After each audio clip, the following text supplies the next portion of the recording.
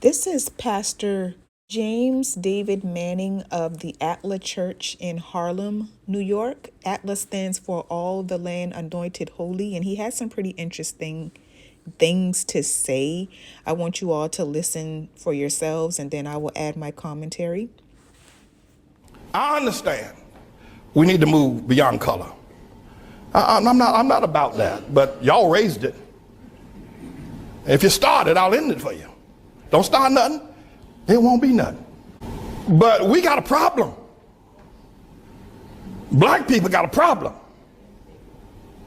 Now we can move to color blindness and always look at the man by the content of his character, never the color. Every time he says you can't train a black man, for some reason it just sounds like he's referring to us as dogs.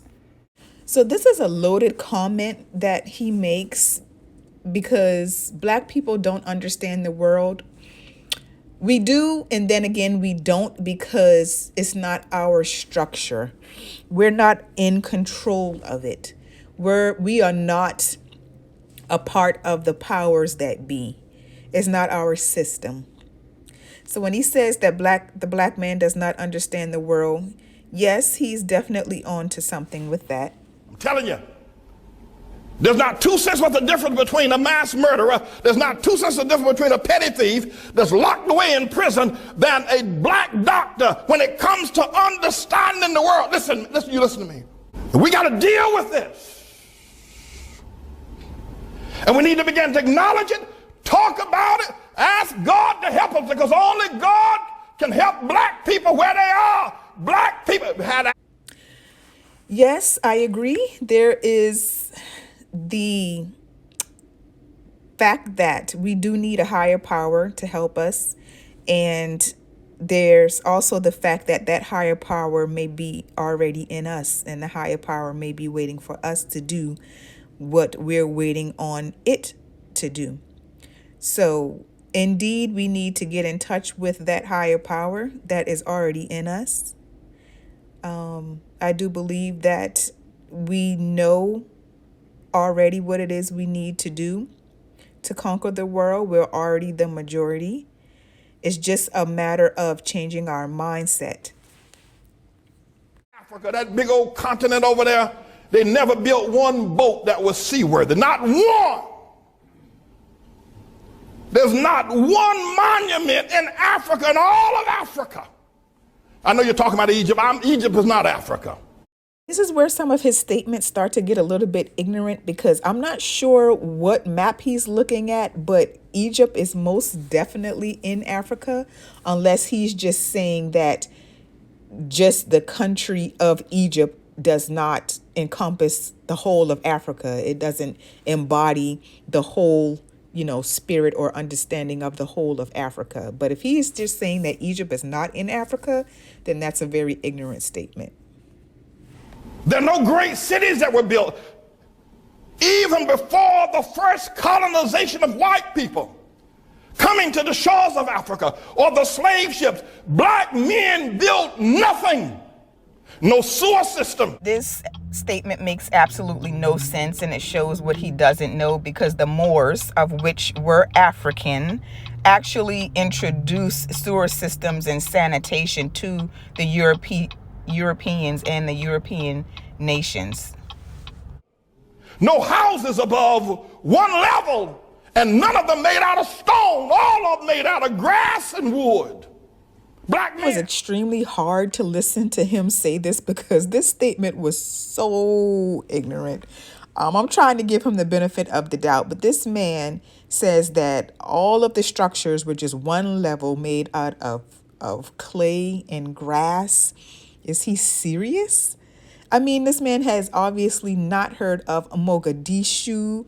He hasn't heard of Benghazi, Libya. He hasn't heard of, all of these great cities, Timbuktu, where Greeks and people from all other parts of the world used to come to learn, where they had the greatest libraries in Timbuktu, Africa. Like, I can't believe that he didn't even do a simple Google search before he made such a statement like that. I mean, it was pretty hurtful. And one canoe that was actually found in Africa was carbon dated to be around 6500 BC in Yobi. So you have to be very careful of who you listen to, and you definitely have to chew the meat and spit out the bones, and you have to dig for yourself, because you can't just take everything for face value. You have to go and research and dig and read for yourself, please, because these some of these pastors are out of control. They just say whatever they want that will support whatever it is that they're trying to say, with no evidence and just ignorance galore. Before the white man ever got to Africa, the worst thing that could ever happen to South Africa was when they gave it to Nelson Mandela, and is running wild in Johannesburg. They're killing one over another. Again, here's the Great White Hope Syndrome. How can you say that South Africa was a great nation or a great country when you had apartheid? You can't be a great country or a great nation when you have the majority of the people and the indigenous people of the land being oppressed. Over there, they're dying of sickness. The government is mismanaged. The people who ran the nation are now leaving the nation because black folk don't know how to run no nation. Black folk don't know how to run a nation. That's what he says. Well, it's because our nations have been taken from us. And apparently he believes, just like the people who took our nations from us, that we need other people to tell us how to run our nations. Even if we're doing it wrong, it's still ours to manage. It's not up to anyone else or anyone else's, system or advice or example for us to go by. That's part of the problem, is that we've been under other people's rule. And again, I can't believe that he says something like this, because he doesn't even seem to care or dig to see why nations and black nations are the way that they are, in such ruin. It's not by accident that those nations are in total ruin. It's almost always because there is something there that other people want, and they ruin it on purpose. Just like they ruin our neighborhoods on purpose, they purposely devalue it so that they can come in, buy it at a cheaper price, and make it whatever they want it to be. And it's just very unsavory to hear these words coming out of a black man's mouth. They don't know how, and we need to admit it. I know you don't like it, but you need to stop shucking and jiving. We got a problem. Nigeria produces oil every year, yet the children over there are hungry and pot-bellied and walking barefoot. We got a problem. He says that the people over there have the resources, which is true, and they're barefoot and poor. But that's because of colonization. It's been taken over. And again, it's not by accident that particular places where their resources have been taken over and the people there are in poverty. These things are done systematically and on purpose. And wherever colonization touched, you can see that the people there are impoverished and hurting. So again, for him to say something like this is very disingenuous. You talk about the Hutus and the Tutsis. Look what's going on in Zimbabwe now with Mugabe. We got a problem, black folk. And forget about Zimbabwe and South Africa, Nigeria. Look at what y'all have done in Harlem. You can't even hold on to Harlem. We got a problem. Black folk don't understand the world. You can get mad with me all you want. You can say what but you can't prove me wrong. Now, I'm not saying this because I hate black folk. I'm saying it because I love you enough to tell the truth. And the only person going to ever help us get out of the situation is going to be God. There's something wrong with the black man's mind. There's something wrong with his mind. He does not understand the world. He doesn't. I don't care if he learned medicine. He doesn't understand the world. He can't even hold on to Harlem. When he was here, he moved out. We got to talk to the Lord. And he does have a point.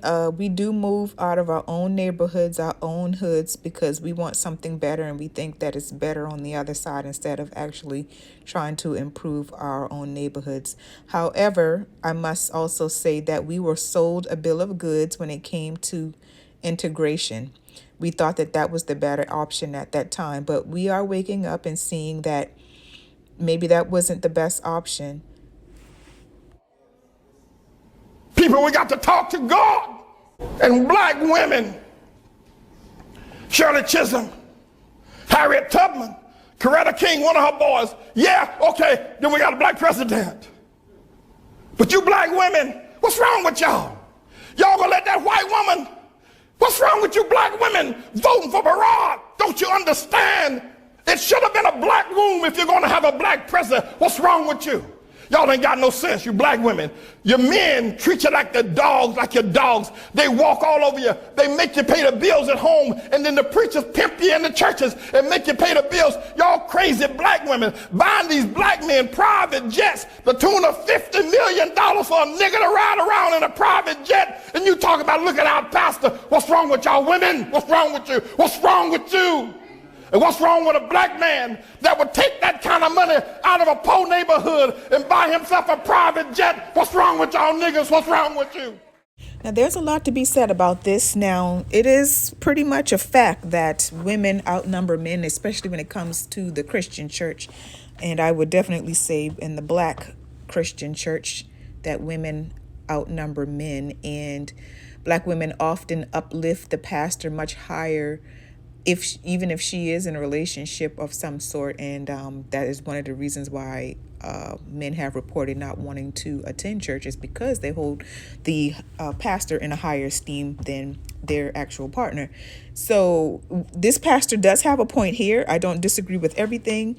This is something that I don't disagree with him on. The fact that a lot of black women tithe and give a lot of their money and income to the church. And if you watch my other video of why I stopped tithing, you can hear my story on that. But yeah, a lot of these neighborhoods, like he said, are impoverished. They're led by single black women, so they're single family homes. They're older women that are widowed or just older, never been married, or don't have kids around or anything like that.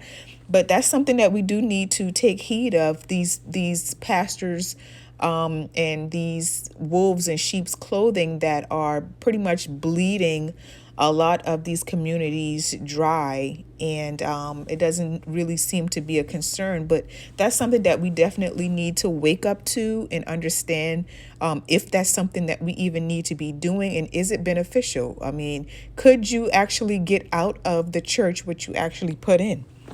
What's wrong with you voting for Barack Obama? What's wrong with you? What's wrong with y'all? You niggas are crazy.